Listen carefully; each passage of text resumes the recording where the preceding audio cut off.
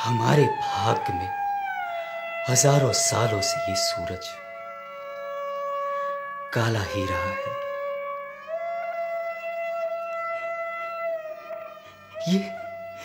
ये अचानक नीला प्रकाश कैसा? क्या हमारी गुलामी की बेड़ियों पर इसका कोई प्रभाव पड़ेगा? अरे भाई जरा अपने सर उठा के तो देखो, इस प्रकाश का क्या अर्थ है? ये प्रकाश तो हमें परिवर्तन का प्रतीक नजर आ रहा है। ये हमें स्वाभिमान तथा आत्मसम्मान से जीने की राह दिखा रहा है। आओ हम आगे बढ़ें। आओ हमें मिलकर इस गुलामी की जंजीरों को तोड़ना होगा।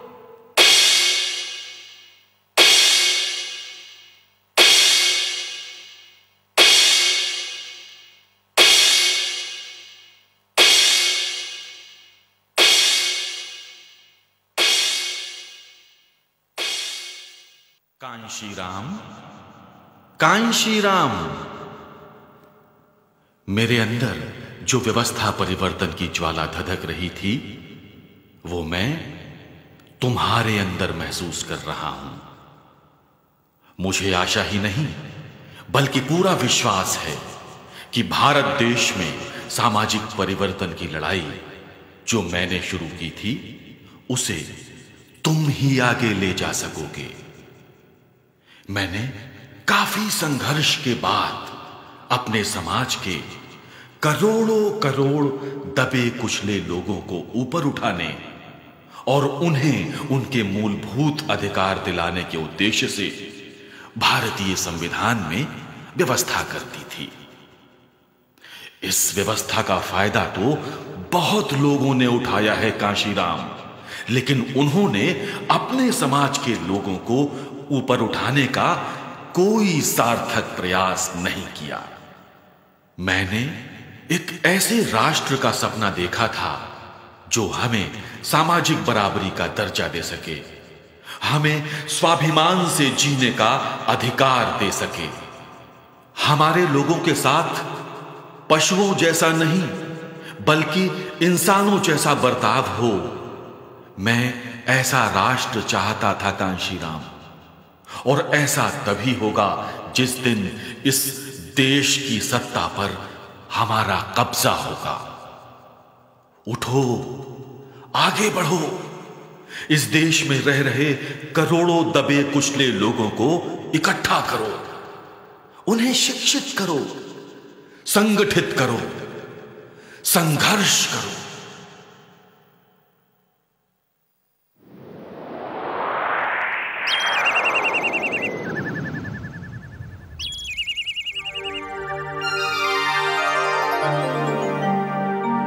उठ जाग मुसाफिर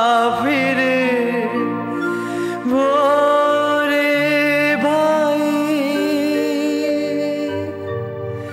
अब रहने कहाँ तू सोवत है, जो सोवत है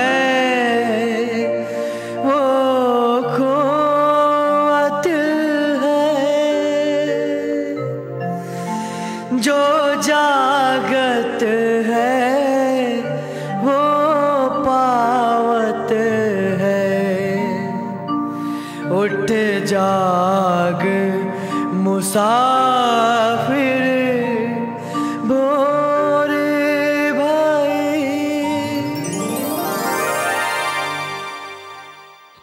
बाबा, बाबा, बाबा।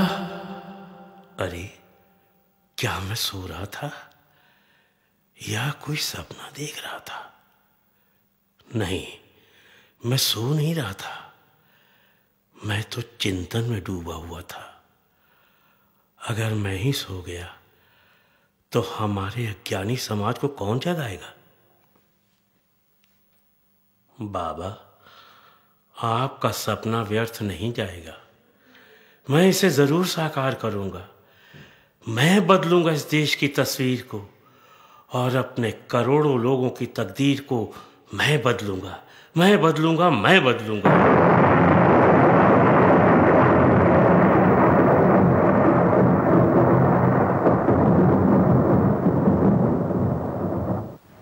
मैं दिखाऊंगा कि अब वोट हमारा, राज तुम्हारा नहीं चलेगा, नहीं चलेगा, नहीं चलेगा।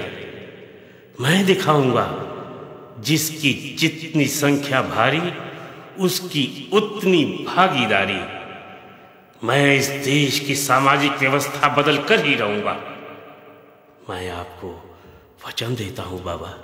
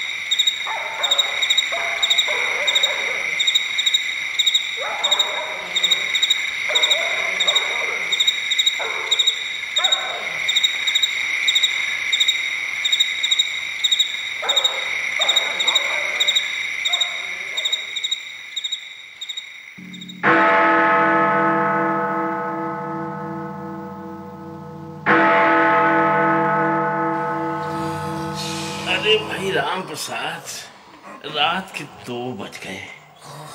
भूख बहुत जोर से लगी हुई है, खाने का तो समय ही नहीं मिला। तुझे नहीं लगी है क्या? लगी तो मुझे भी है साहब, लेकिन इतने रात में खाना मिलेगा कहाँ से? उधर देख, जो बर्तन वहां रखे हुए हैं जी, उसी में देख, शायद कुछ खाने को मिल जाए। अभी देखता हूँ साहब। और सुन, किसी की नींद खराब ना हो जाए, इसका भी ध्यान रखना। जी।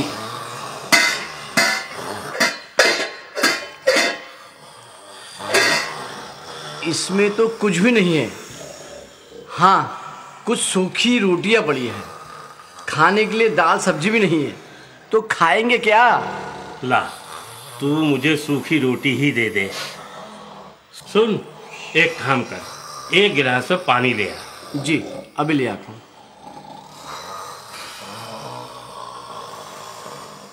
लो साहब, पानी लो। ला,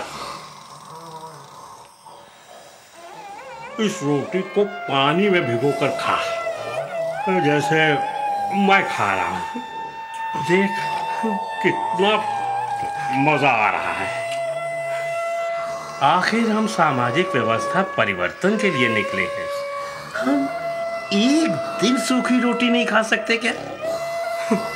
हमारे समाज में न जाने कितने लोगों को तो ये भी नसीब नहीं होती। अरे भाई, तू क्यों रो रहा है? कुछ नहीं साहब, माँ की याद आ गई। क्या मतलब? साहब, मेरी माँ कहा करती थी कि हमने कई बार बिना खाए रात गुजारी है। अरे तू तो छोटा था, तुझे क्या पता? तुझे पता है, अब यही समाज मेरा घर परिवार है। यही मेरे माँ बाप, मेरे भाई बहन हैं। हमें इन्हीं लोगों की सामाजिक, आर्थिक और राजनैतिक हालत ठीक करनी है, और इस बीमार समाज को हमें स्वस्थ समाज बनाना है।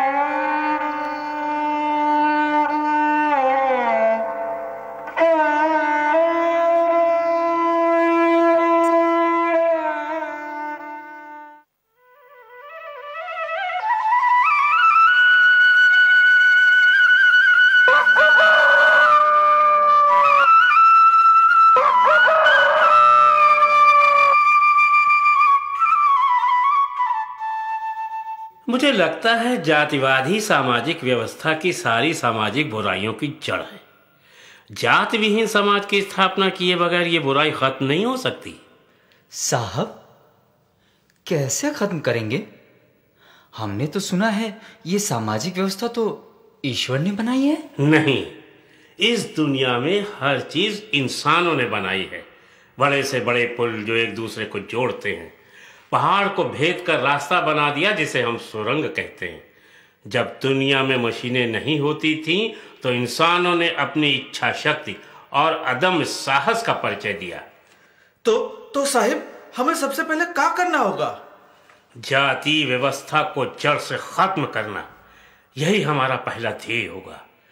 सदियों पुरानी सड़ी गली सामाजिक कुरीतियों ने हमें मानसिक गुलामी की बेड़ियों में जकड़ रखा है। उन बेड़ियों को तोड़ना है तो जाओ, सामाजिक महापुरुषों के विचारों को कैडर कैंप के माध्यम से राष्ट्र के अंतिम व्यक्ति तक पहुंचा दो, ताकि वो अपने कर्तव्य और अधिकारों के प्रति जागरूक हो जाए। सदियों से चली आ रही गैर बराबरी वाली जातिवादी सामाजिक व्यवस्था को, जिसके कारण अपने देश में करोड़ों दलित, शोषित एवं अन्य पिछड़े वर्गों के लोग हर प्रकार से शोषण का शिकार हो रहे हैं, ऐसी व्यवस्था को हमें खत्म करना ही होगा। साहब, इसके लिए हमें क्या करना होगा? इसके लिए हमें सबसे पहले इन सताए हुए लोगों का एक मजबूत संगठन तैयार करना होगा और निस्वार्थ मन से समाज की सेवा करनी होगी। लेकिन साहब, इन साधन संपन्न लोगों से हम साधन विहीन समाज के लोग कैसे निपट सकते हैं? साथियों, हम अपनी सामाजिक परिवर्तन की सोच बनाकर बड़े बड़े सामाजिक आंदोलन खड़े करने के लिए अपने पैरों पर चलकर, अपने संगठन को मजबूत बनाकर, पूरे देश में भाईचारा बनाकर हम अपनी मंजिल अवश्य पालेंगे। मैं अपना सारा जीवन देश में समता मूलक समाज को कायम करने के लिए कुर्बान करता हूं। साथियों, मैं ये भी प्रण लेता हूं कि मैं ना तो कभी विवाह करूंगा और ना ही किसी भी प्रकार की कोई निजी संपत्ति रखूंगा। कबीरा खड़ा बाजार में लिए लकुटिया हाथ, जो घर फूके आपनो चले हमारे साथ।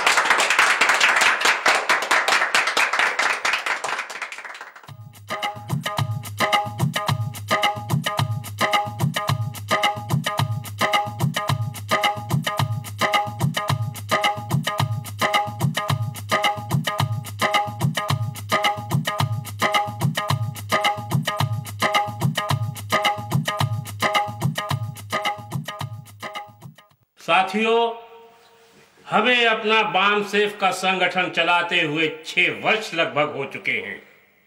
इन 6 वर्षों में हमारा संगठन लाखों लोगों का वृहदाकार ले चुका है। साहब, अब आपकी अगली योजना क्या है? साहब, इतने लोगों को लेकर तो हम सरकार के ऊपर दबाव भी बना सकते हैं। साहब, हमारे लोगों के जो काम नहीं होते हैं उसे एकजुट होकर करवा सकते हैं। साहब, हमारे साथ भेदभाव करने वालों को मिलकर सबक सिखा सकते हैं। नहीं, हम ऐसा कुछ नहीं करेंगे। तो फिर आखिरकार हम क्या करेंगे? साथियों, हम अपनी राजनीतिक पार्टी खड़ी करेंगे और सत्ता हासिल करेंगे।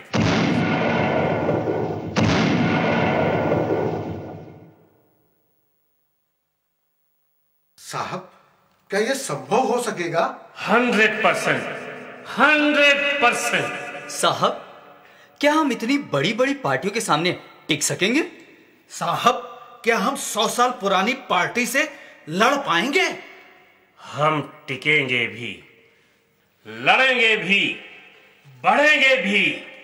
साथियों, जिस समाज की गैर राजनीतिक जड़ें मजबूत नहीं होती, उस समाज की राजनीति कभी भी कामयाब नहीं होती। हमें अपने समाज की जड़ें मजबूत करनी होंगी। बाबा, तेरा मिशन अधूरा, काशी राम करेंगे पूरा। बाबा, तेरा मिशन अधूरा, काशी राम करेंगे पूरा। काशी राम जिंदाबाद, जिंदाबाद, जिंदाबाद। काशी राम जिंदाबाद, जिंदाबाद, जिंदाबाद। मान्यवर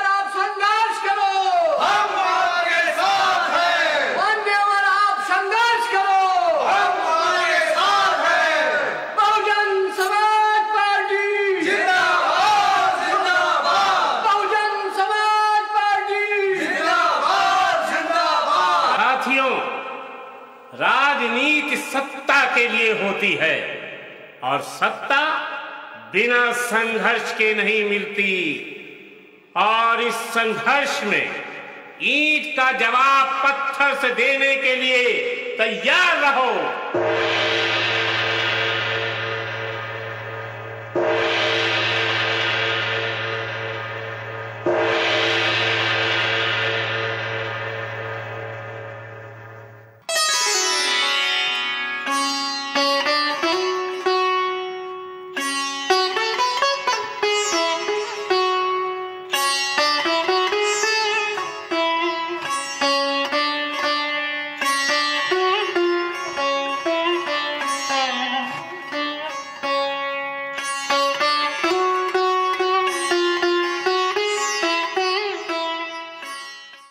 कांशीराम जी, सुना है आप देश में जातिवाद की राजनीति कर रहे हैं? यह गलत है। हम तो पूरे देश में 6,743 जातियों को जोड़ने का काम कर रहे हैं। हम भला जातिवादी कैसे हो सकते हैं? आप पर कुछ लोग ये आरोप लगा रहे हैं कि कांशीराम राष्ट्रवादी नहीं, CIA के एजेंट हैं। नहीं, यह गलत है। सरकार के पास तो पूरी मशीनरी है। सरकार ने मेरे खिलाफ इस मामले में जांच करा के अभी तक कोई भी कार्रवाई क्यों नहीं की? जहां तक राष्ट्रवाद का सवाल है तो राष्ट्रवाद मेरे लिए भारत की जनता है। हम जाति व धर्म के आधार पर बटे राष्ट्र को संगठित कर इसे मजबूत राष्ट्र बनाना चाहते हैं। ये सब आप कैसे कर पाएंगे काशीराम जी?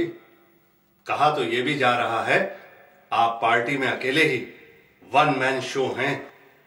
कुछ वर्षों तक तो मुझे कोई भी नहीं जानता था। आज आप मेरा इंटरव्यू कर रहे हैं। ऐसा नहीं है भाई, मेरी पार्टी में बहुत से कर्मठ लोग हैं, पर उनमें से एक अदम्य साहस, अडिग लक्ष्य, मजबूत इरादों वाला नेता तैयार है। और मैं दावे के साथ कह सकता हूं कि वो एक दिन दुनिया का हजारों साल का इतिहास बदल कर रख देगा। अरे कौन है ऐसा नेता? क्या वास्तव में ऐसा संभव है? उस नेता का नाम है मायावती।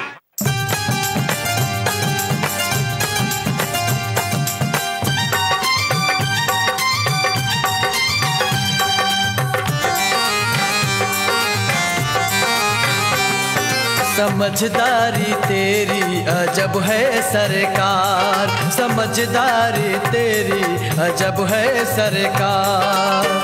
देश को तूने माया दे दी, देश को तूने माया दे दी, करेंगी बेड़ा पार। समझदारी तेरी अजब है सरकार, समझदारी तेरी अजब सरकार। समझदारी तेरी अजब है सरकार, समझदारी तेरी अजब है सरकार।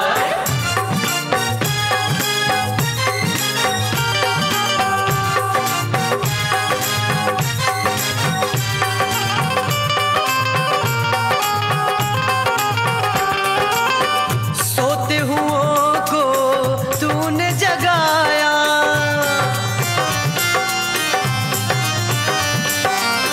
सर्व समाज को तूने मिलाया। हाँ हाँ हाँ, सोते हुओं को तूने जगाया, सर्व समाज को तूने मिलाया। स्वाभिमान से जीने का, स्वाभिमान से जीने का ये दिला दिया अधिकार। समझदारी तेरी अजब है सरकार, समझदारी तेरी अजब है सरकार, समझदारी तेरी अजब है सरकार।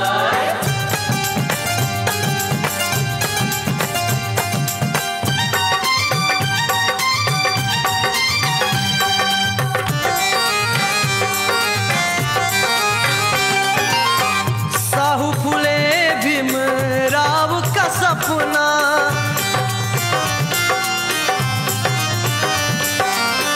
जिसको बनाया तूने अपना।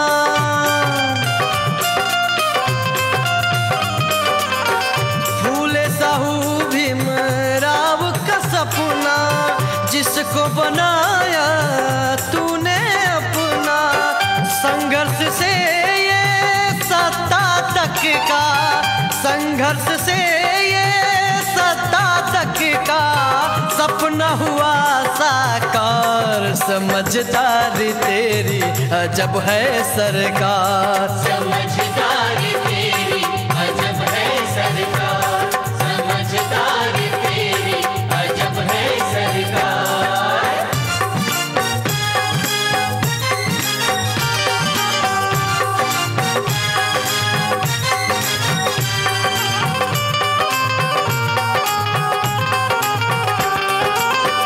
परिवर्तन की तूने अलख जगाई,